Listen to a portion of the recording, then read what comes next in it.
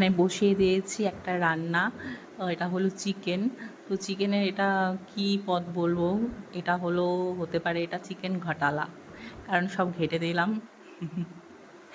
যাই হোক, তো এখানে বানাচ্ছি হলো চিকেন সব কিছু দিয়ে, আলু পেঁয়াজ টেয়াজ সব একসাথে মেখে একদম ঘাটালা করে একটা চিকেন বানাচ্ছি। দেখা যাক কেমন হয় খেতে। তো এখানে ভালো করে চিকেনটা ভেজে নেব। আর এখানে হতে থাক চিকেনটা।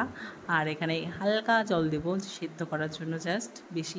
আমার আবার চিকেনের ঝোল পছন্দ হয় না, একদম কষা কষা গায়ে মাখা থাকবে, ওটাই ভালো লাগে। ঝোল হলে ভালো লাগে না। তো যাই হোক, এখানে দেখো একটু জল দিয়ে দিয়েছিলাম। জলটা শুকিয়ে গেলে গরম মশলা দেবো, গরম মশলা দিয়ে নামিয়ে নেব। আর কালারটা দেখো, আস্তে আস্তে কালারটা খুলছে চিকেনের।